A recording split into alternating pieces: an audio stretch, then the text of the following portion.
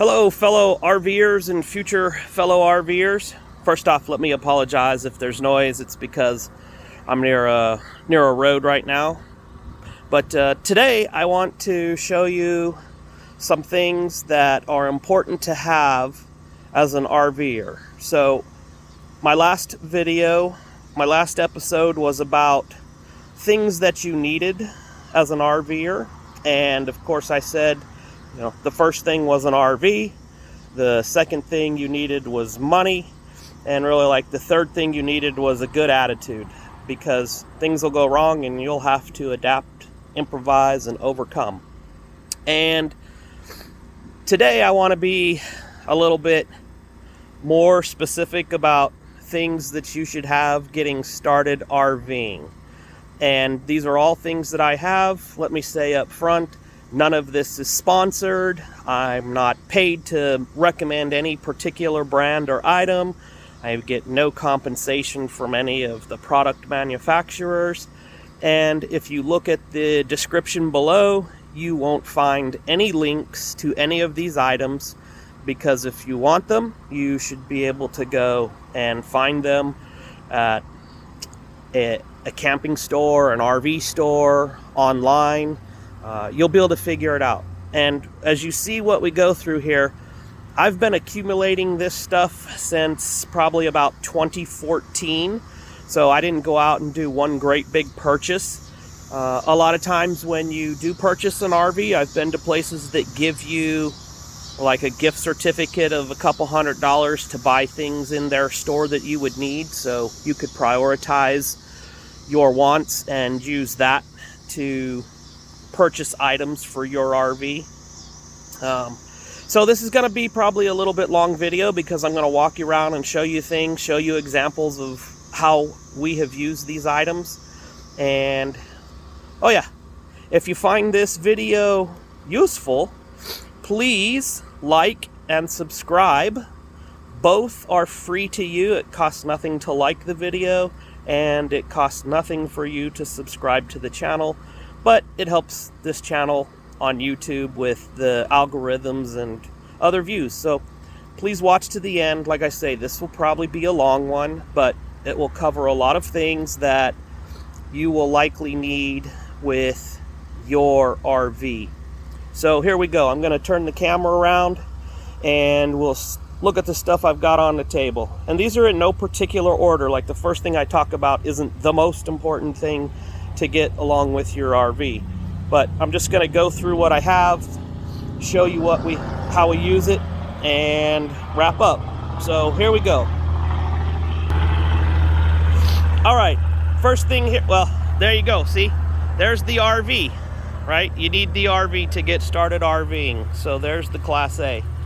All right, some of the first stuff you'll need: toilet paper, right? You're going to need RV toilet paper. Now, you don't have to get this specific RV and marine grade toilet paper. There's other toilet paper that's septic safe. And just the idea is this marine and RV toilet paper will dissolve quickly in your black holding tank, because when you empty the holding tank, you don't want it all clumped up with toilet paper. So you get the kind that dissolves quickly in the holding tank, and then when you drain your tank, it should just all run out as a liquid with not a whole lot of clumps of anything clogging up your pipes or your poop hose or your sewer hose. To help with that, you need some additives, right? This kind of stuff is what goes into your black tank, right? These are little packs. We've used these for many years. We've used different brands. Usually we get it at Walmart because we find it's cheaper there, but get it wherever you need to get it.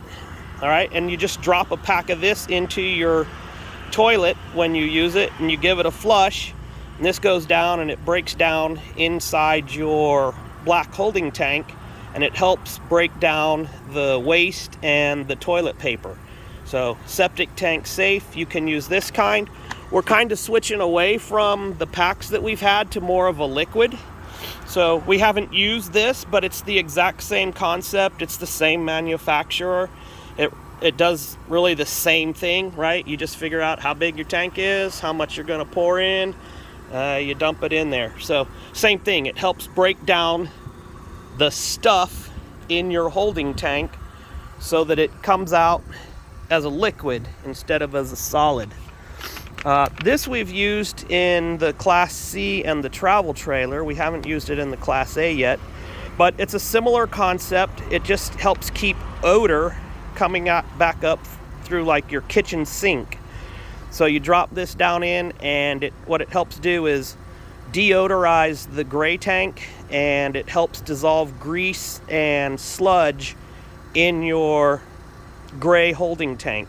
Again, so when you drain the gray tank, it's not sludge coming out, it's a liquid and it flows. And we've never had a problem using this brand of RV toilet paper or these products in our black and our gray tank.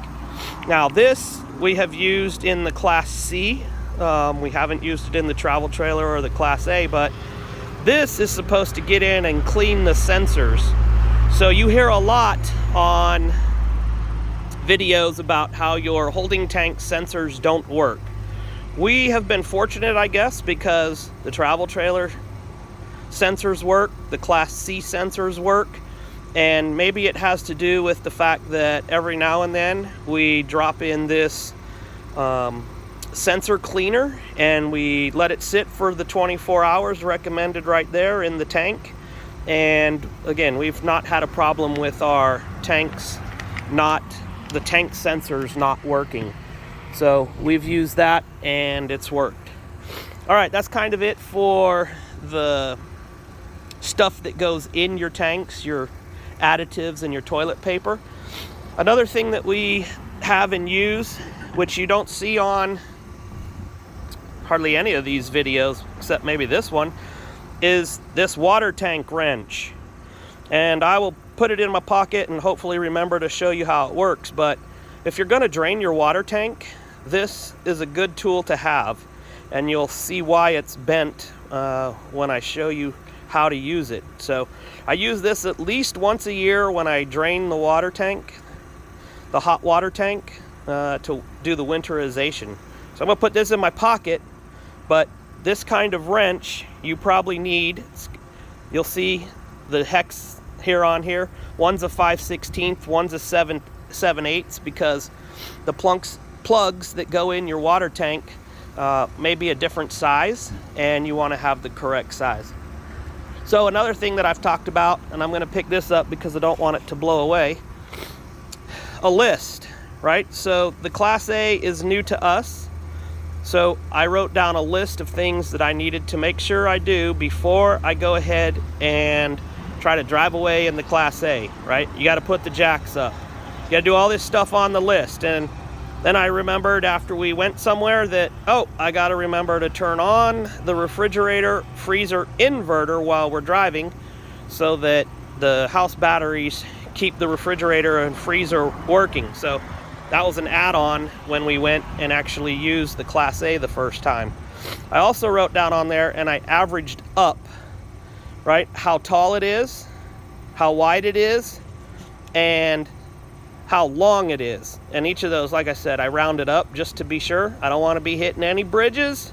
I don't want to be hitting any low-hanging branches, and I'm definitely not going through any fast food drive-through ordering stalls, because too tall, too wide, and too long. But there's a reminder, because the time to find out, like, oh crap, how tall was I, is not as you approach the bridge. It's know it before you go. And hopefully your route planning takes into account your RV's size, width, and length when you plan your route. But don't just rely on your route planner to figure that out. Know it yourself. So that's on there. And I'm going to put it under some tape so it doesn't blow away. This tape was just to remind me that you need tape with your RV. This is painter's tape. It's wonderful. It's great for doing more than just painting. You can put things up on your walls. You can tape doors open. You can tape tears that happen. And then when you're ready for a more permanent fix, you can just easily peel this painter's tape off So we make a lot of use out of this. It's a really good product, and we always have a couple rolls around. Now, in addition, we have clear Gorilla Tape. We have thin like this, and we have super thick rolls, and we can use those to patch tears in things like our awning, or just tape items that need heavier taping than this painter's tape can do. So we've got the masking tape, we've got the duct tape, we've got the Gorilla Tape. Basically, part of our junk drawer is tape. And then while I'm talking about it, nope, I'm just gonna go in order because I'll get down there. All right, so you've got tape. Now, a lot of devices are USB. So we have a USB plug here that gives us 4 USB ports that we can just plug into our 110 outlets. So we can charge multiple items at a time with our 110 outlets. So if we're plugged into shore power and this is plugged into our RV outlet, we got 4 devices that are either running or charging. And if you ask my grandkids, you'll know, they know what the number one rule of RVing is. And that is ABC. Always be charging, right? If the vehicle's running or the generator's running or you're plugged into shore power, all of your portable devices should be plugged in and charging. It is not fun to pull into a campground, a campsite, a rest area or whatever and think, I'm gonna relax and do something on my laptop or my smartphone or my Game Boy, whatever it is, and you're like, oh, the battery's dead. Why? You just spent 4 hours driving. Why weren't you plugged in and charging? So if the vehicle is somehow generating power, you need to always be charging. And then you say, but Jeff, I can't use my outlets when I'm driving if the generator's not running, or I don't have a generator. Well, that's fine. You have batteries, and you have these DC adapters. So you see here, this is the cigarette lighter plug, right? You can plug it into a cigarette lighter adapter. In our Class C and our travel trailer, we had these plugs that were where the televisions would go as well. These plugs were up there, so we can plug this adapter in. And then we have 110 outlets and we have USB outlets. So we can take the DC adapter plugged into the house battery port, convert that into 110 power or USB power, right? So I can take my 110 plug on my 4 USB port, I can plug that into my DC to AC adapter that's running off my house batteries that are being charged when we're plugged into shore power or running the vehicle or running the generator, and then run my 110 off of that. So that is another handy device. And if at some point in time you say can't plug into shore power and you can't get that 50 amp or that 30 amp service, and all you've got is your batteries and your RV wall outlets don't work, but you need to plug something in, this system right here, this DC to AC inverter or adapter, will allow you to do that and use those house batteries. So like if you've got solar power set up, right, you could be charging your house batteries and then running this to run your devices when technically you shouldn't be getting any of your outlets to be working. And then these little USB extension cords are very handy, right? This is a short length, it's probably a 3-foot cord. We have a lot of the like 10-foot cords, so that especially when we're driving on drive days, grandkids, the wife, whoever can have their device plugged in and be either charging or being used with these extension cords, so they can still be sitting down, seat belted in, and still have use of their device while we're traveling. All right, next thing here are these little extension cords, right? These things, they come usually in packs of 3, and they're designed to hold things on your shelf. So when you put things in your shelves or in your refrigerator and you drive down the road, they bounce around. And then when you open your cupboard to get ready for dinner, all the items start spilling out onto you or the dog sitting on the sofa below the cabinet. So not a good thing. So you have these, they're adjustable. I can't spin them really well with one hand, but these are all the same length, but this one's partially extended. You just twist it in or twist it out to adjust to the length of the shelf you're trying to secure things on. This one is fully extended, so it's probably about 3 feet fully extended. It's probably about 2 feet at its shortest. So you just put those up in the cabinets or in the refrigerator. We don't use them in the refrigerator. We use them in our cabinets to keep the canned goods and items that we have up in there from falling out when we open the doors. So those are good to have. They make them a double wide as well. So like they have the same kind of bar, but then there's a plastic centerpiece here. So they're like double wide. Same concept, you just use them to hold items in place. This non-slip shelf liner is very good for inside the RV. Like we use little shelves inside our RV, the metal kinds, and we have our plates and our bowls and our cups, and we have all of our shelves get lined with this non-slip shelf liner. And I think we picked these up at like Dollar Tree for $1. And they're very good. They keep things in place, stuff doesn't rattle around. And we always try to make sure that our shelves are packed full, like from side to side, so things don't rattle back and forth. And sometimes when we don't get the shelf filled all the way up, we'll put like this pack of toilet paper in there to hold things from shifting side to side, or we'll take some of the some pillows that we have and put into the shelf, just basically to keep things from shifting back and forth. But this no slide shelf liner is awesome stuff to have, and you should use it in your RV. Now we have a level system as well. So on the Class C, we do not have an automatic leveler, and I don't have any outside leveling tabs. So we have an orange leveler that we would use when we get in and we think we're close to level. We put this onto the RV, put it on the kitchen counter, put it on the RV floor, put it back on the bed, put it by the shower, and look to see if it's level. If it's level, we, start unpacking.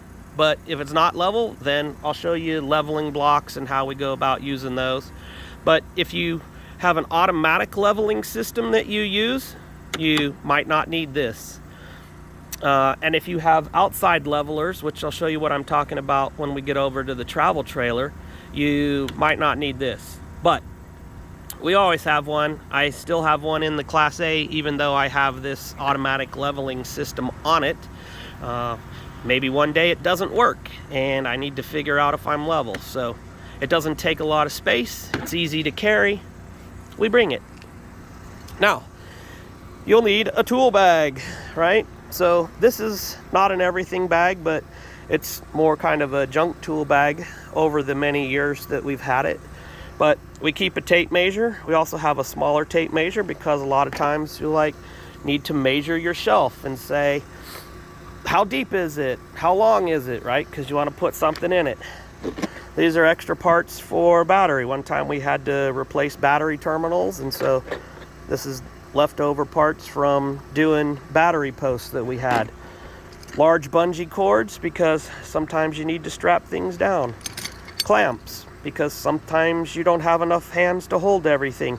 These also, they're large and there's smaller kinds out there, and we have them now, but when we first started, we wanted to put picnic tables down. We didn't have anything to hold the cloth, and it's windy.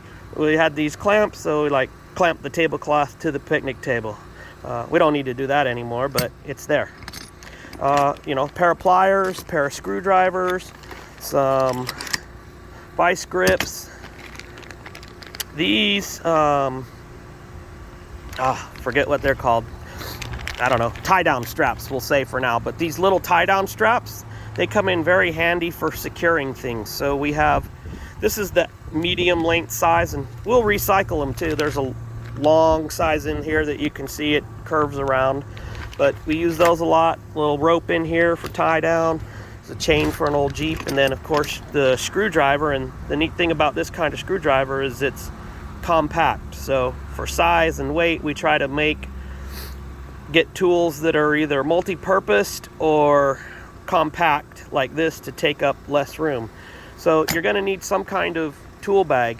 Now there's a 4-pound hammer in here as well, because sometimes you just need to hit things hard. We've got the rubber mallet in here. That's usually for putting in tent stakes. And sometimes with the metal stakes, you got the 4-pound hammer. So a tool bag that keeps your things organized. And in the Class C, this just sat behind the driver's seat, between the driver's seat and the dinette bench. So that fit in there very nicely. Another thing that we've had for quite a while is this jump start kit. And we've had to use it a few times.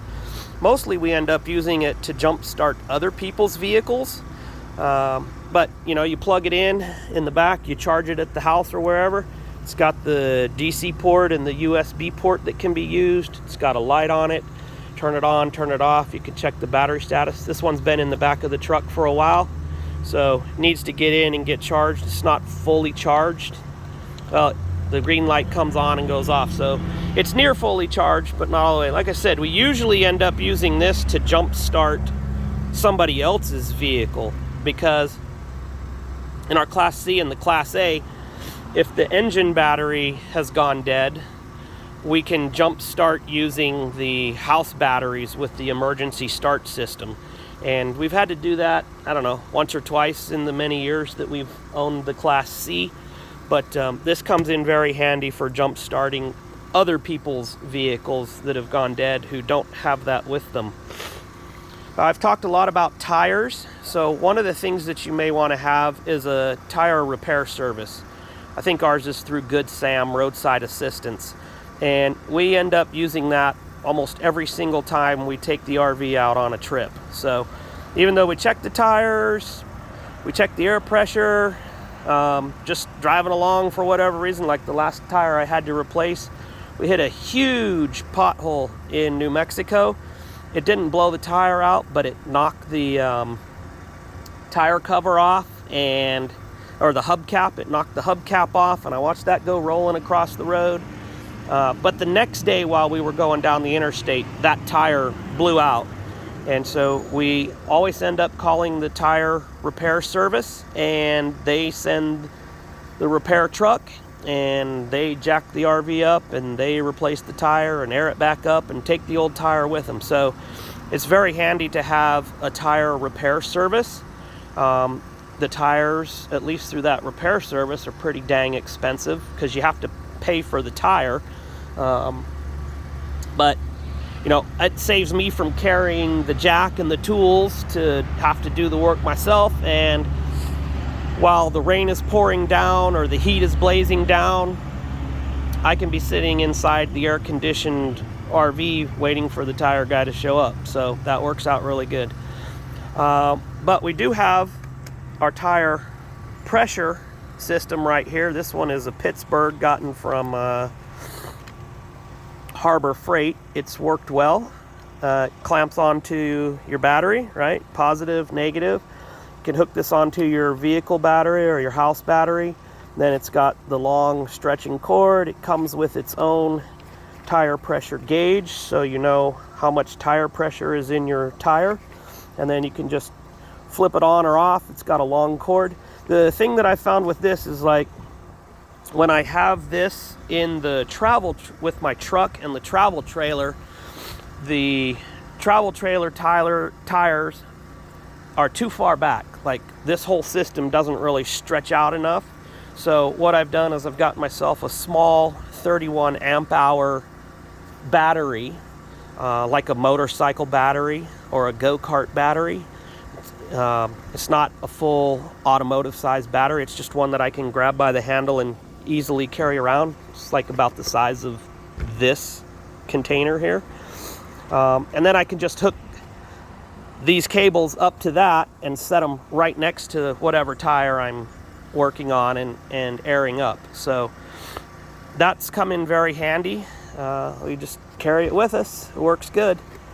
You're going to want to switch your lights inside your RV to LED. And here's why. When we got the Class C, it did not have LED lights, and we didn't know any better, but we noticed that while we were staying full-time in the Class C and we would have the lights on, that they would get hot. And one time they got so hot that the light cover started to turn brown and warp a little bit. So we figured out we needed to go to LED lights because they don't create the heat. Like, you can leave the LED light on all day and our light covers have not even gotten warm. So they're expensive though, and they're different kinds. Like, this is the kind that we need in the travel trailer. They're a flat little light. And then there's these round lights that we use in the Class C and the Class A. But here's the thing. On these round lights, the first time I ordered them, I was like, oh, I got the round light. Well, these have 2 little connection points on the bottom. My Class C and my Class A have 1 little connection point on the bottom. And so I was like, oh, I'll try them anyways. Right? They look the same. They don't work. Right? If you've got a single point connection in your light bulb, you need a single point connection. If you've got 2 points, you need 2 points connection. So I just have an extra bag of really nice looking LED lights that don't work in any of the 3 RVs I have. Like I said, these flat ones are what the travel trailer uses. But you're going to want to check, and I would highly recommend switching your incandescent light bulbs to your LED light bulbs. Plus, if you're boondocking or running off your generator or whatever, they use less energy. So your power will last longer if you're not plugged into shore power.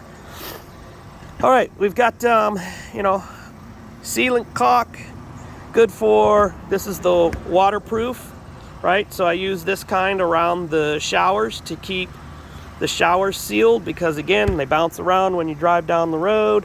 Sometimes that seal cracks or comes loose, and you don't want water getting on the back side of your shower. So keep your stuff sealed up.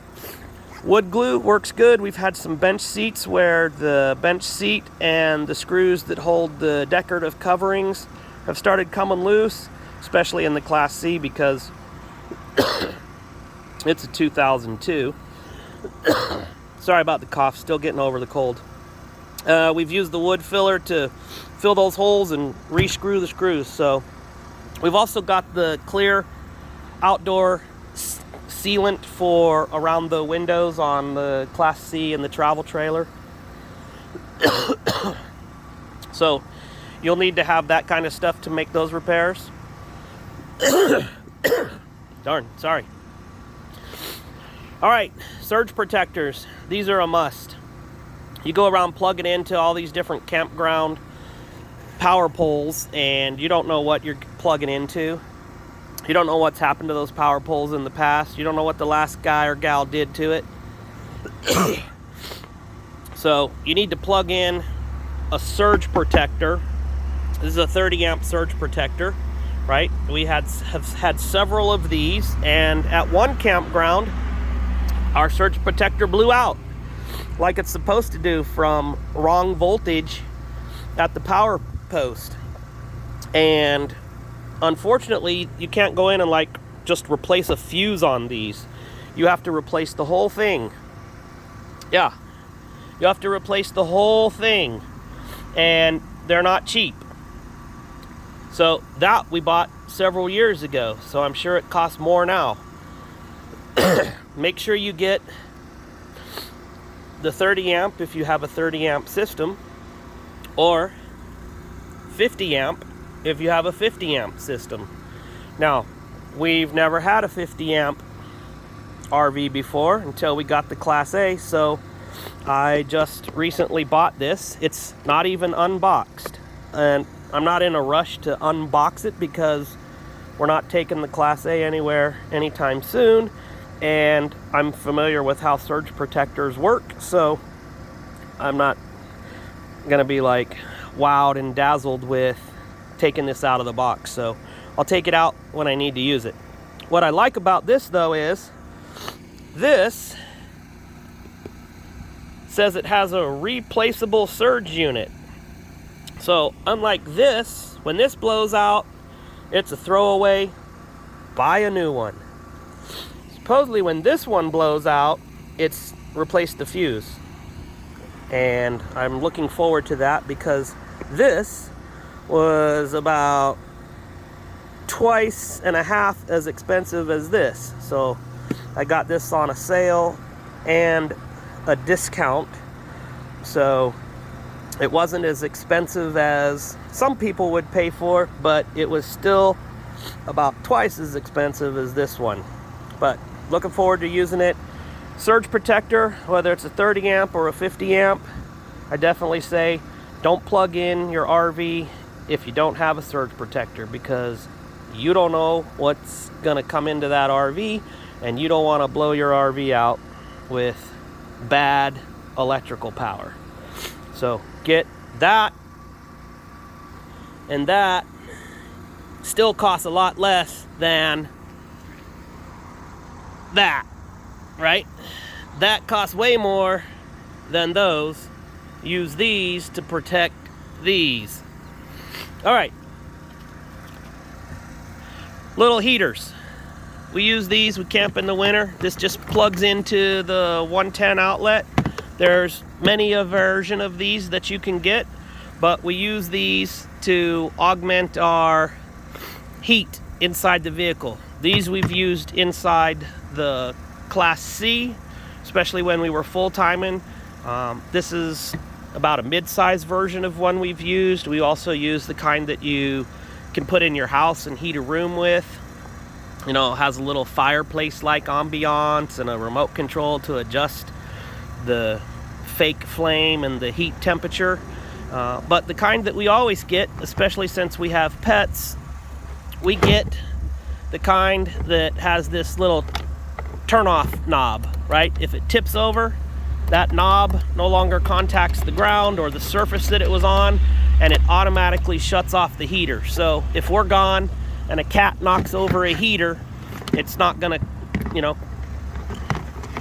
cause something to catch on fire. So the kinds that we have always have those tip over shut off valves. And when we go inside, I'll show you the fan that we have now, because this, it has heat and it has a fan. So again, multi-purpose, right? If we don't want the heat but we want the fan to blow, just circulate air, this will do both. We have a larger version of this in the Class A right now that maybe I'll remember and show you. But I'm gonna show you how to hook these up, because they draw a lot of power, and if you're plugged into shore power, you can use the 110 outlets on the shore power pole to get this plugged in directly to the shore power rather than pulling it through a outlet in your RV. So I'll try to remember to show you how we did that, but it involves an extension cord, a towel, and rolling down a window. Okay, water. We've talked about water filters, right? We have our water filters. We've used this kind a lot. We get the 2-pack and they last us for an entire camping season. We hook that up to the outside water and filter that before it comes into the RV. And if I'm putting water into the freshwater holding tank, I filter that before I put it into the holding tank.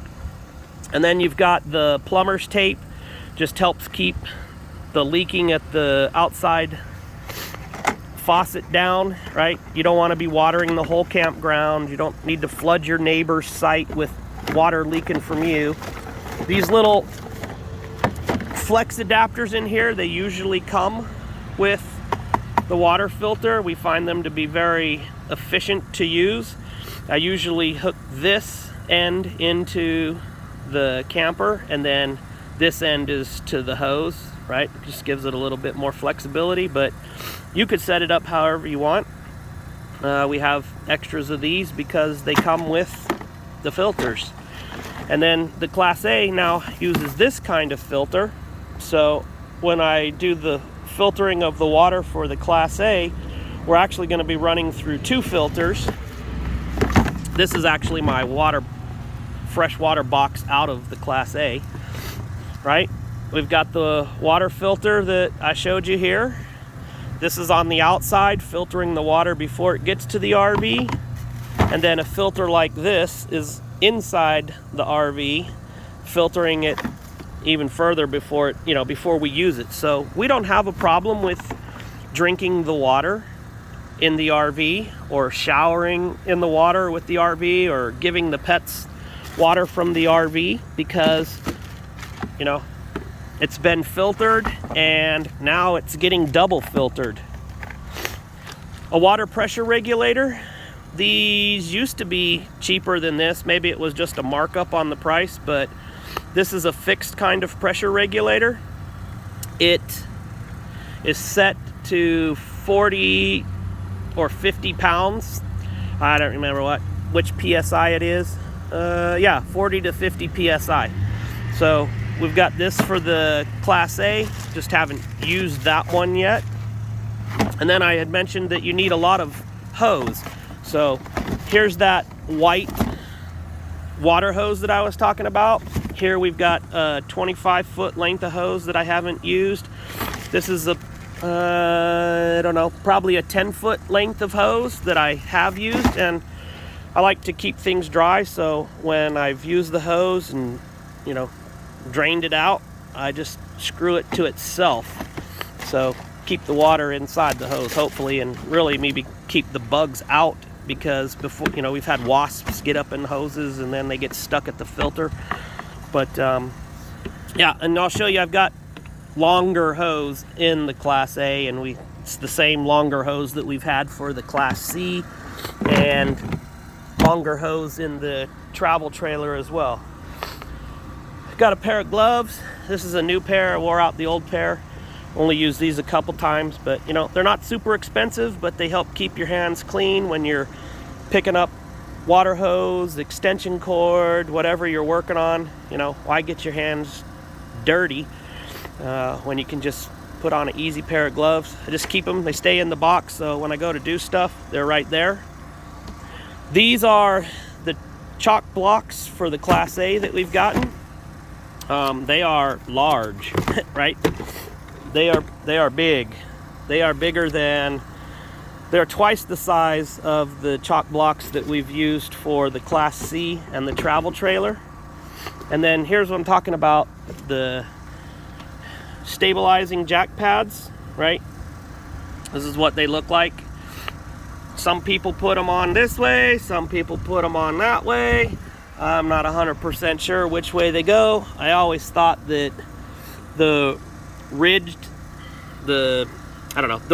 side was the downside, but here in these pictures, it's clearly on the upside. So when I put them on the RV over here, I put them like the picture showed, and it seems to work just fine. This is a warning triangle kit right here. Picked this up, one of the several times we were living in Germany. Required for your cars there.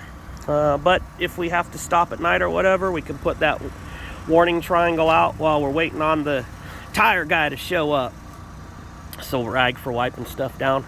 And then a tow strap, because you never know when you have to pull somebody else out, right? We haven't used this particular tow strap, but we've had other tow straps at other times.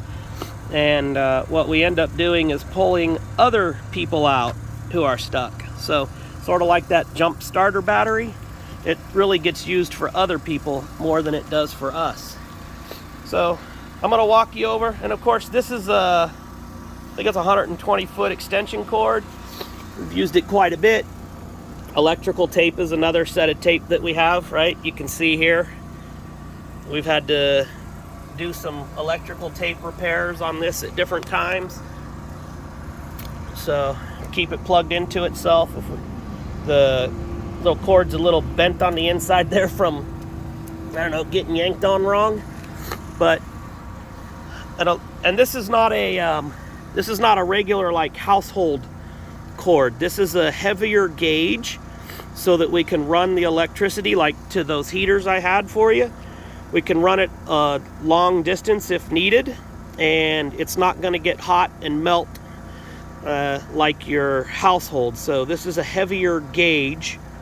I forget the number on it. It's probably written here somewhere that you guys can't see, but it's a indoor outdoor water resistant. Yeah, I don't remember the gauge, but it's heavier than a normal gauge. I don't know for sure. I won't say the number because I don't know for sure, but it's heavier than a regular extension cord. So let's walk over. I'll show you some adapters here. You're going to want to get some of these because you don't always know what power source is going to be available. So right here we have a 30 amp that we had installed at the house. So this runs back into the garage, and because we had 30 amp RVs, we had a 30 amp plug installed by a certified electrician, which if you're going to keep your RV at your house, you might as well have a certified electrician install whatever amp you need so that you can plug your RV in at your house. But that's the 30 amp end, and the Class A's a 50 amp. So we get a 50 amp adapter. So a 30 amp on this end runs down to a 50 amp female plug, and then the RV plug plugs in, and we can run over. Now we have 30 amps going into the Class A. It runs 1 AC, it runs the microwave, it runs the refrigerator, it runs the outlets, right? So if you show up to a camping place that only has 30 amp power, you can still plug in and make use of most all of your 50 amp RV. And then sometimes they may only have a 50 amp plug, but you've still got a 30 amp RV. So similar concept. The 50 amp plug turns into the 30 amp plug, and you can plug your 30 amp RV into the 50 amp post and run your whole 30 amp RV. And then this, because we had, again, 30 amp RVs, this is a 30 amp adapter to a 110.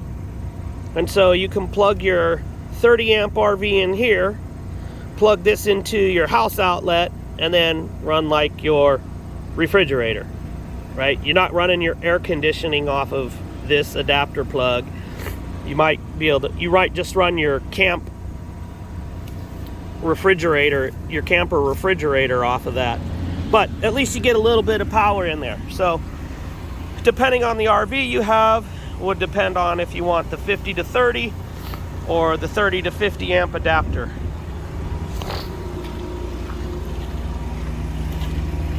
All right, this is a storage unit inside the Class A. So, oh, look at that. Got a ladder in there. It's pretty awesome. Full-size ladder. Got a table under there. We've got a large floor mat that you put out on the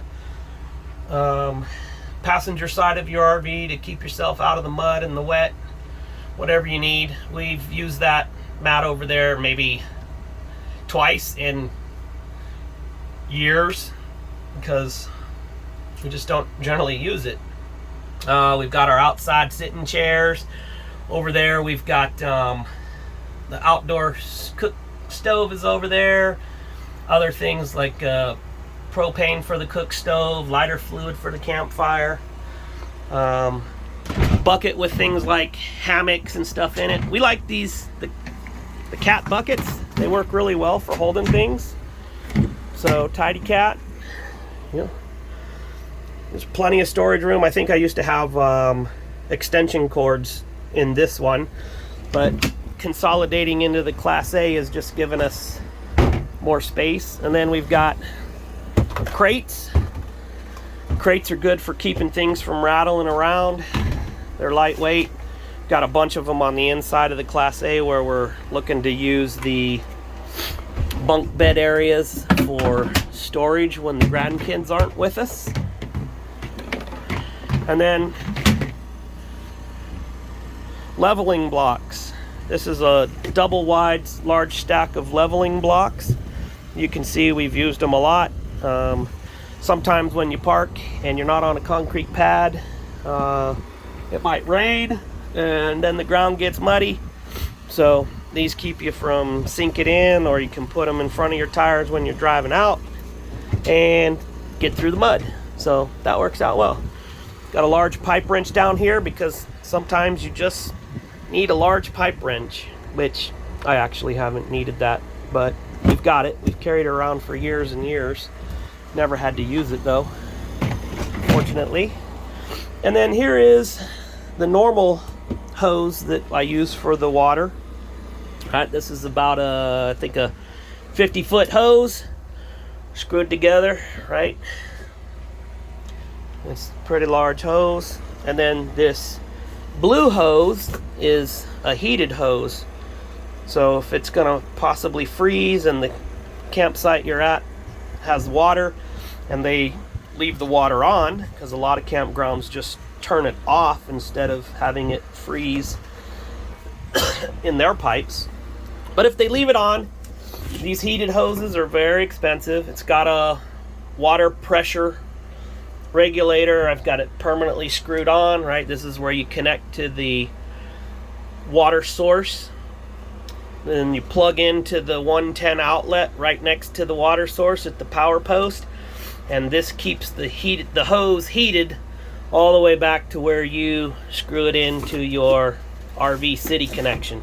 It's not a very long hose, but we used it for probably a month in South Dakota because it gets cold in South Dakota and things like to freeze. So the campground we were at had left the water on because it was built for the cold, and we hooked up the heated hose and we didn't have any problems with the water freezing. So keep that carried around.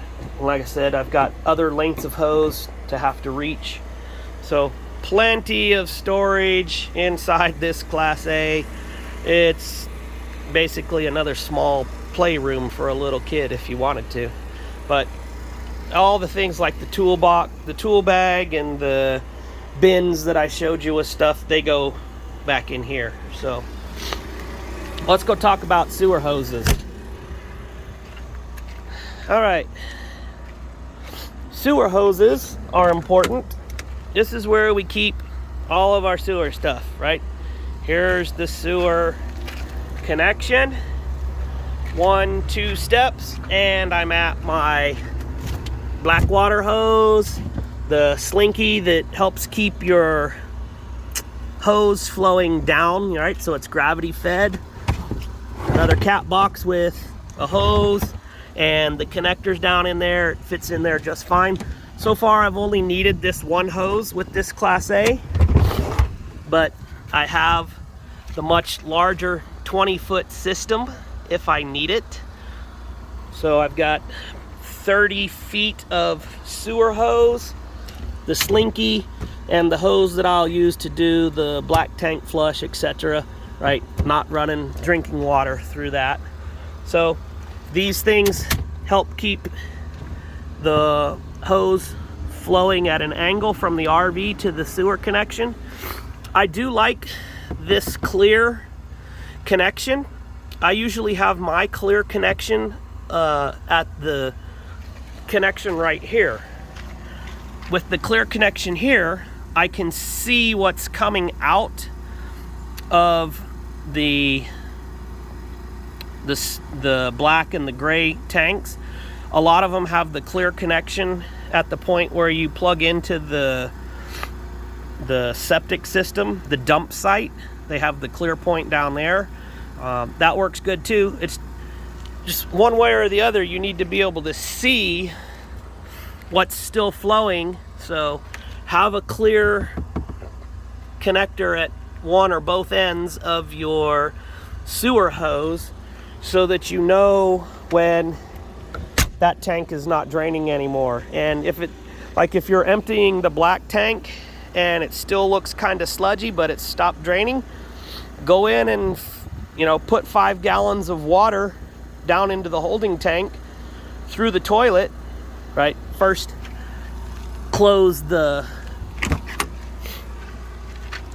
black tank before you fill the toilet up, right? So that you get that 5 gallons of water in the holding tank, and then come back out with your sewer hose still connected, reopen that and flush that with, the 5 more gallons. You may have to do that once or twice to get everything flushed out of the black tank, then close it up, rinse everything out your hose with draining your gray tank. So, you can see here, black tank flush, fresh tank fill, city water fill.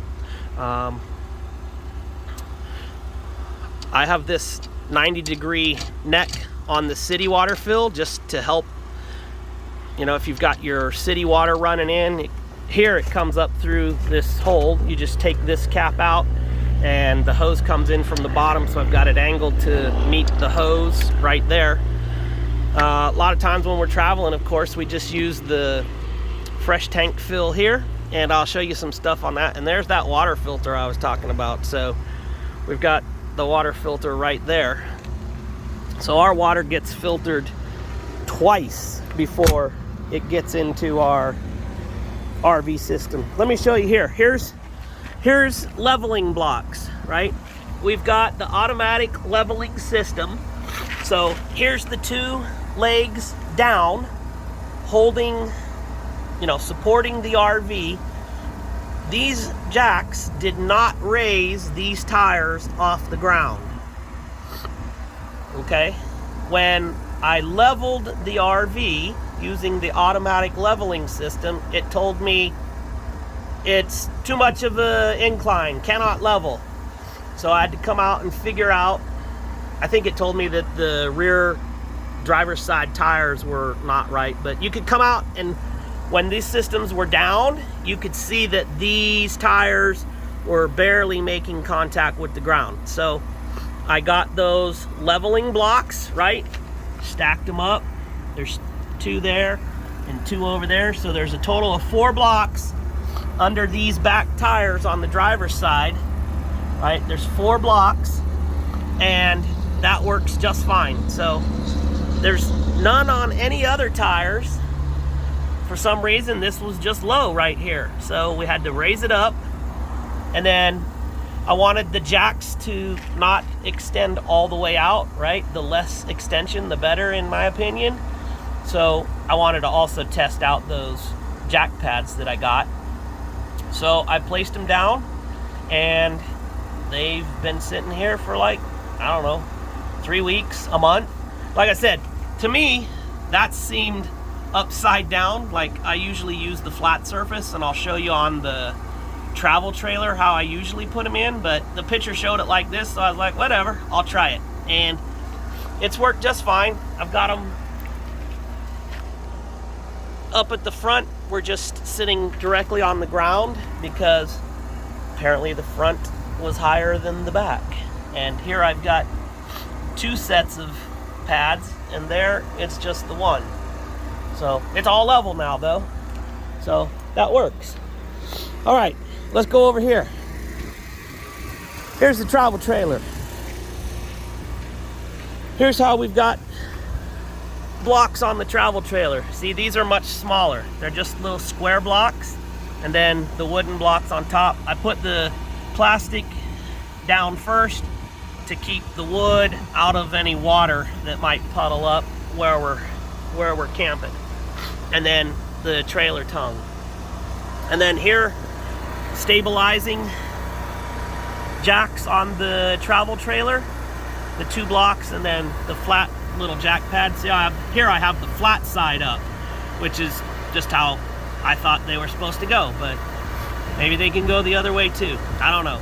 They've always worked like this, and I've had this trailer for 3 years, and it's never been an issue. This is an outside leveling bubble, right? So you can see that it's centered, meaning it's leveled left to right. So that's on the outside. I don't need the little level for the trailer. And then got the outside bubble for the front to back, level. Then there's another one on the back by the door that maybe I'll show you that also shows level, right? The storage unit. There's all that length of hose in there. There's the sewer hose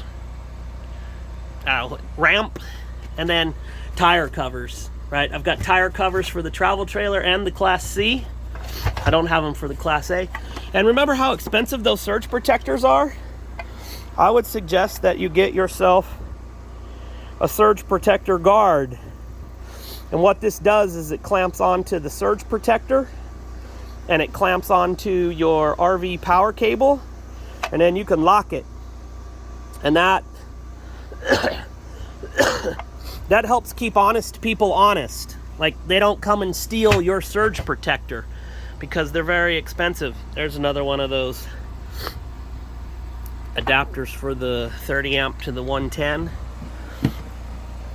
Sewer stuff. Here's what I'm talking about, the clear connector that goes right up at the sewer connection on the RV, so I can see as it comes out of the holding tank, and I know what the flow rate is and if there's chunky or not.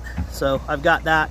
And then the connection to the dump station is not clear on this one, but that's how I like it, but maybe you don't. But one of the ends needs to be clear so you can see. You know, I didn't put on the list, but these little bug covers for your heater vents and your hot water vents, very important. It keeps the bugs from crawling up inside your RV. Okay, I'm gonna unscrew this right here. This is the travel trailer access to the freshwater holding tank. You just run the filters, run the hose, run the water pressure regulator, all of that, and just fill up the holding tank, 40 gallons. I think next thing I'm gonna get is a gauge that tells me how many gallons have pushed through the hose, because the way I know that this is full is when the water starts pouring out, it's full, and I stop filling it. Where if I had one of those gauges, I would be able to know that, oh, I put 40 gallons in, I'm good. But then I need to account for the other 6 gallons that goes into the water heater. So here you can see, you know, we've got the surge protector. I don't know if you can see in there, but the surge protector just stays connected to the power cord. And then when I actually plug into a post somewhere, I put that surge guard protector on and lock them together. This is the travel trailers. See how less expensive this is? This is another one of those 40 to 50 PSI regulators right there. And then, you know, the water filter, the plumber's tape, and then this wonderful little device. It's just a water tank filler, and what I like about it is that little black knob right there. I can turn the water on and off with that little knob. So I screw this on to the end of the hose or the end of the water filter, depending, but screw it onto the water filter, and then I use that to insert and fill the tank. I do that on the travel trailer. I also do that on the Class C. I have not been able to do that on the Class A because the freshwater tank is different on the Class A. So I had to figure out how to do that just using the hose connection. And then over here you see the travel trailer. To get it level, I needed to put one leveling block under each of the tires on the driver's side, and as you recall from the levels that we looked at, that made it perfectly level. So use your leveling blocks. It's important because the flow of liquid inside your RV works best when it's level, and the same for your RV refrigerator. Works best when the RV is level, and if you're too far off level, you could damage your RV. The stinky slinky hose, right, just stays in there. This is something that we've put on, these little bumper catches, right, so your hose doesn't fall out. It's easy on, easy off. Just make sure they're closed before you drive away. There's some of that stabilizing jack. See, less back here, only one pad, and then the yellow pad. So the bug heater covering up so wasps and bees and other bugs don't get into your water heater. And let me show you the wrench. I remembered. So here's your water heater, right? If you're gonna drain it, you want to release the pressure. It's designed to have water spit out, release the pressure. If you don't release that pressure and you're unscrewing this plug, by the time you get to the end where it's ready to come out, that's gonna just blow out like with rocket force. So you don't want that happening. Now, draining your hot water holding tank, this is a furnace, so things get hot. They have these deflectors to keep heat away from places they don't want, helps it cool quicker. But this is where that wrench comes in handy, right? You can get the wrench, you hook it onto the little plug, and then you can twist and turn, either tightening or loosening, right? And it's a little at a time, because you got to clear this heat deflector and that wrench, and there's not a lot of space, so you just take your time, right? You can't just sit there and crank it on, crank it off. It's move it a little, take it off, move it a little, take it off, move it a little, and then finally you can, adjust it with your hand. But always, before you do that, release the pressure. Release the pressure. And I would suggest don't do it while the water's hot. Let the water cool down so it's cold. You don't want to burn yourself when it comes spraying out. All right, there's the Class C. You see how we've got the bug screens protecting, right? Keep all that stuff good. Now let's go into the Class C. I'm going to show you on these Norcold RV refrigerators how we like to keep things like our milk and our soda from shifting around while we're driving. I have a little demo in here. Here's a little thing of milk, and we have a bungee cord, right?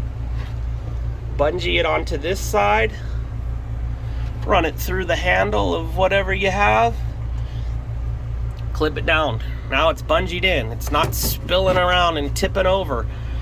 A lot of times we can put a soda bottle in here, or one of those aluminum thermoses that go in next to the milk, or a second milk jug, right? And just, if it doesn't have a handle to run through, wrap it around, strap it down. The milk isn't bouncing all over the place. This is what happens when things bounce all over the place, right? We used this for years and years. We full-timed in it, and we would put sodas and drinks and candy bars and butter, whatever, up in these different drawers. And when we went to New Mexico, to Chaco Canyon this summer, the roads were horrible. I do not recommend taking a Class C or a Class A or a travel trailer down those roads of Chaco Canyon. I would only take, knowing what I know now, I would only take like a truck camper with good suspension down those roads. But whatever it was, we had in this drawer shelf on the bottom, which was the tallest shelf we had available, and it stuck out the farthest. it broke. It broke this little connection on the refrigerator. So I have not fixed that yet. It should look like this, right? And not like this. So that's still something that has to get fixed.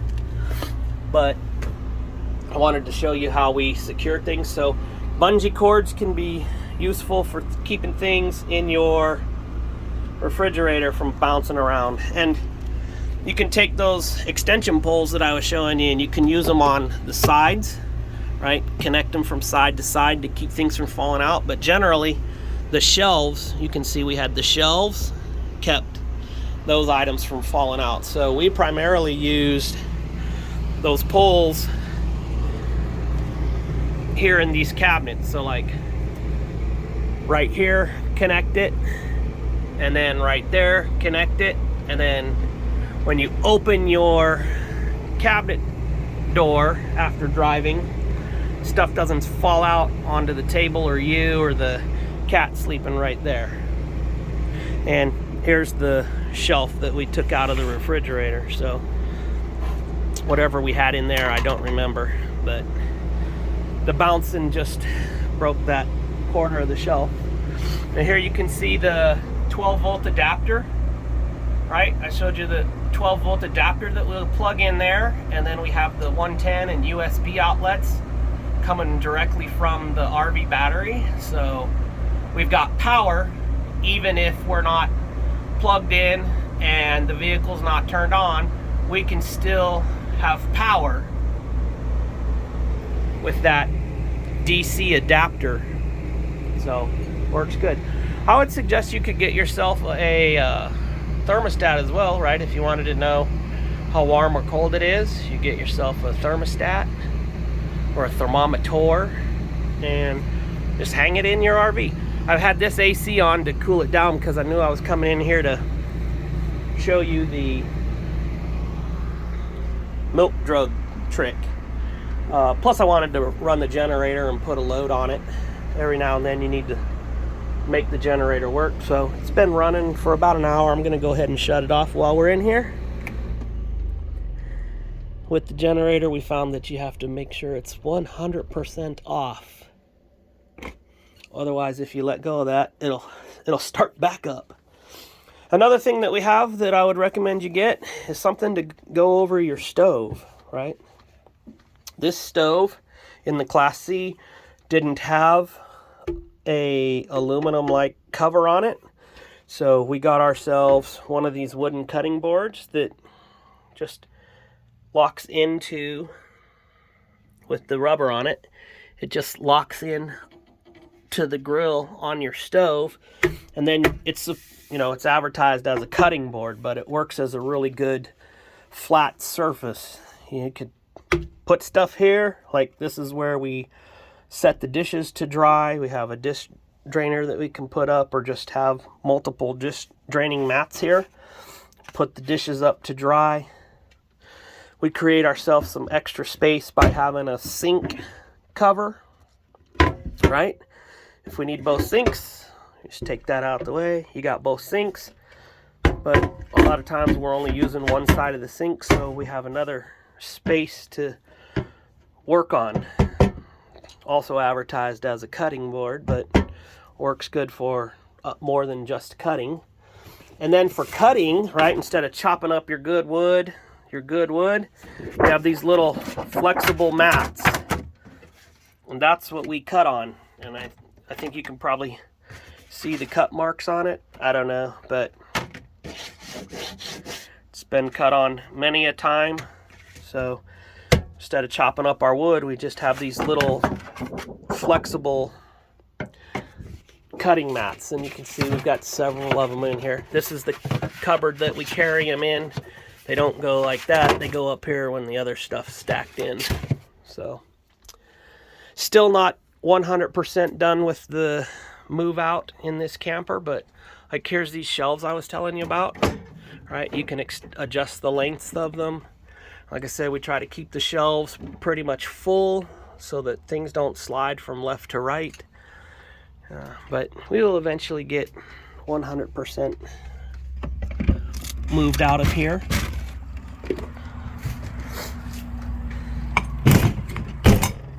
All right, we are almost wrapped up, which is good because my goodness, we're over an hour. I hope that you've found this to be useful. Oh crap, I was supposed to show you on the Class C. Okay, let's go over and do it. We've already invested the time. We're gonna get her done.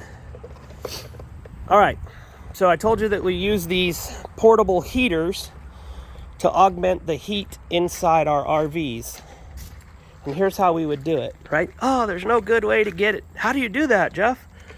Okay, so normally the power posts are on the driver's side towards the rear. So if the power post were back here and it had the 110 plug, I would take the 110 plug it into the power post, run that extension cord up to the driver's door, and then we would lower the driver's window so that we could run the extension cord in through a crack created in the driver's window, and then run that extension cord and plug in the heater inside the vehicle, right? And then work your heater inside the vehicle, whatever side. Like I said, this is the mid-size heater.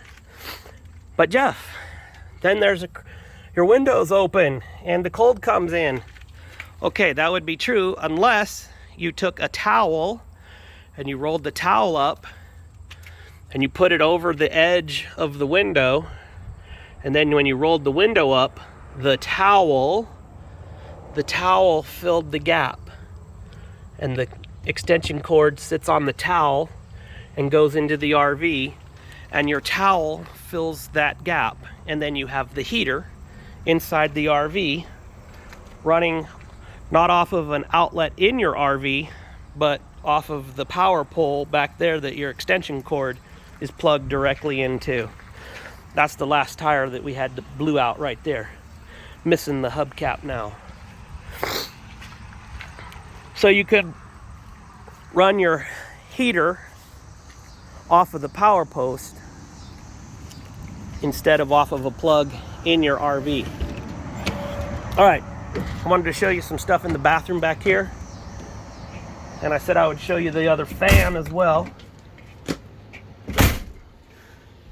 Okay, oh yeah, let me show you in here. So this is stuff that we moved out of the Class C into the Class A.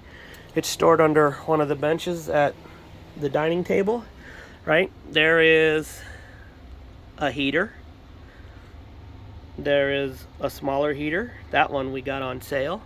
But what I really wanted to show you in here was, you should bring a vacuum along. Bring a vacuum.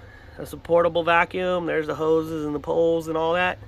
Portable vacuum, all right? Get yourself a vacuum because your floors get dirty. Your seats get dirty. Your couch gets dirty. Things get dirty. If you have pets, especially if you have cats, litter box litter gets tracked around. So you want to be able to clean that stuff up. Fun story. See, here's this non-slip stuff that we put up here. Here's all these crates, things that we still have to figure out to get put up and put away, but here's more of these shelves right here. So all that's in there. We still have to get fully moved in here. And then here's the fan I was telling you about, where you see if it comes out of contact, it turns off. Back in contact, it turns on. Right now it's on the high fan. It's got a low fan, and then it's got a low heat and a high heat. So it'll, during winter, I can blow hot air across the back bedroom here. So just plugs in right over here beside the bed. Runs the fan. It's perfect. Creates a nice breeze. The AC has not been on in here for like 2 weeks, and it's not cold in here, but it's also not sweaty hot. Well, see, here's the rubber condition sealer that we used in a prior video. Rags to clean and wipe things. Right? Get yourself a pair of scissors that you can have to use. Here's a ruler that we use. Games and toys. A clock. sometimes you forget, but get yourself an RV clock. What time is it? It's Monday. That's all the time you need to know. It's Monday. Here's some of that non-slip dining stuff, right? All nicely set up in crates that go from one side to the other so they don't slide out. And then this is where I brought the poles from, but up here, because the bunks are so long, none of those little shelf poles that I showed you work. So what we've used up there is one of those hanging rods, right? You can run the hanging rod in front of the crates, keep them back up against the wall. So a lot of uses for those hanging rods. Oh, I wanted to show you in here too, this space saver, a door hanger.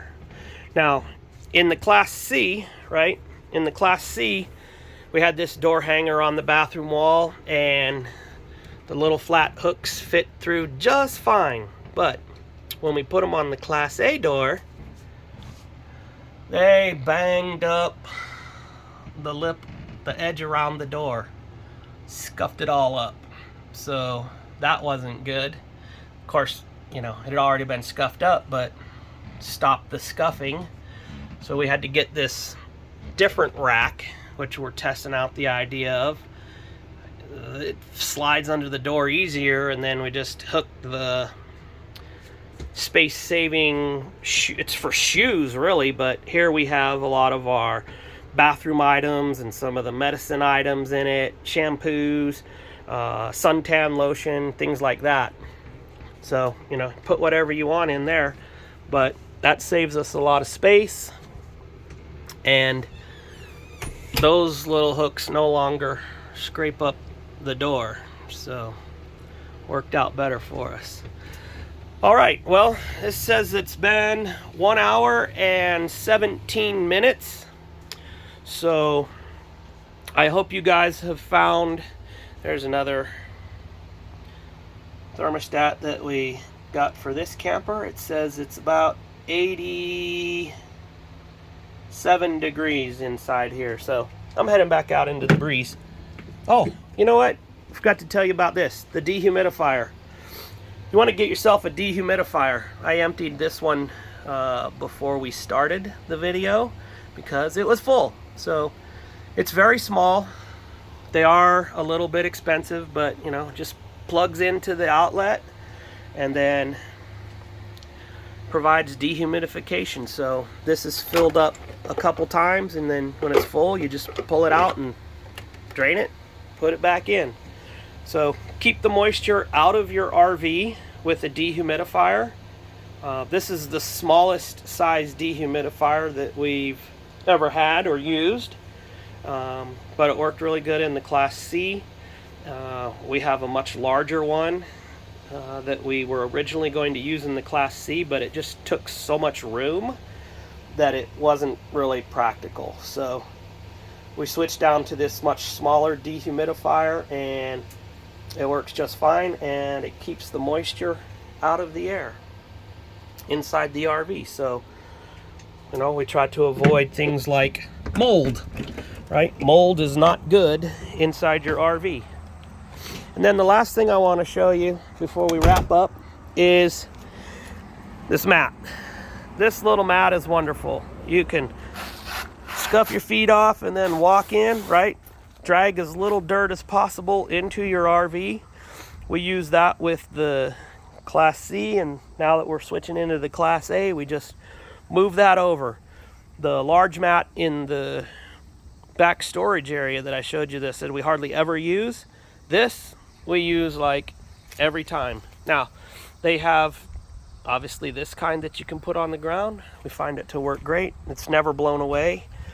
The dog has a flat surface, right? A nice flat surface, doesn't have to pick his paws on these little plastic pokey things. So it's easy for him to use as well. Now, back on the Class C, we had a similar mat. So we had that brown mat on the ground, right? That brown mat would go right here on the ground. And then we had a very similar kind of wrap around so you could scuff your feet once, scuff your feet twice, and then the throw rug to scuff your feet a third time. You can see the difference. That carpet versus that carpet, right? So easier to replace this and clean this than to have to do the carpet in the RV. And we've got a throw rug at the entry of the travel trailer as well. So I would get yourself some kind of mat that you can wipe your feet so that you drag less junk into your RV, right? No fun walking on a bunch of junk in your RV floor, scuffing up your wood paneling or messing up your carpet. And then they have this kind right here that wraps around the stairs. This is more of a cloth. So this is what we've had originally. The problem, I don't really like the cloth. It's good for the dog. Also, if you have pets and you have these holes in your stairs, claws can get stuck in those holes and hurt your dog's paws and leg. So if you're traveling with pets, you may want to either lift them in or out if you've got these holes in your stairs, or get a surface that you can cover them with, like this cloth material or that little plastic spiky material, right? So that their paws don't get, the claws of their paws don't get stuck in these holes and they trip and fall and, you know, break that claw or paw. Just get them a flat surface to walk on. But these cloth ones, they wear out. You can see that from scuffing the feet. This one has scuffed a little bit of hole. This is a brand new cloth that I put on 2 weeks ago maybe, just because I had to replace the one that had torn that was up here. It's a pretty simple system. It's just spring, right? There's some eyelets on the underside. I don't know if you'll see them under there, but I'll just take a wild guess. You can see hopefully the spring under there. They just clip in and hold those pieces of carpet in place. Hopefully you were able to see that. They're not super expensive, and they work fairly well. Like I said, it's good if you have pets because it gives them that flat surface to walk over instead of getting their claws stuck in those holes. All right, I think we're probably about 1 hour and 23 minutes, so we're gonna wrap up. This has been an extremely long video, but hopefully you have learned a lot about what goes into RVing other than just having an RV, right? You can't just have the RV. There's some things that you have to have to make the RV function, like those sewer hoses when it comes time to drain them.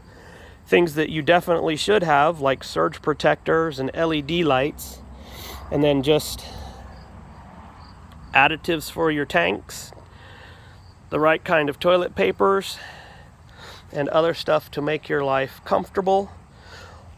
Oh, I don't know if we talked about the tire pressure gauge, but you know, get a tire pressure gauge as well.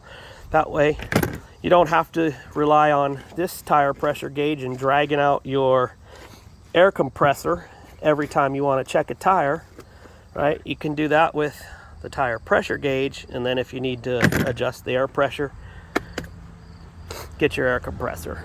So there you have it. All kinds of handy dandy things. Make sure you got yourself a list. Your list will probably be a lot longer if you're a brand new RVer, but it's better to have a list and check it. Like for example, right here I got bedroom door locked. No, I wanted to say bathroom door locked, right? The first time we took this out camping, I was like going down my checklist to make sure I'd done everything right. And I was like, I know I checked the bathroom door. And I was like, well, why make the list if I'm not going to follow it? And I went back and I checked the shower door and it hadn't been locked. So I locked it. Make yourself a checklist. Use your checklist. Update your checklist as you realize you forgot things. And get out and enjoy your RV. All right, well, thanks for tuning in. Thanks for listening to the end. I know it was a lot longer than normal, but I warned you guys at the very beginning that this was going to be a long one because we were going to cover a lot of things, and we did. So if you enjoyed this, again, please like, please subscribe, and please leave comments below. All right, thanks. We'll talk with you later. Bye.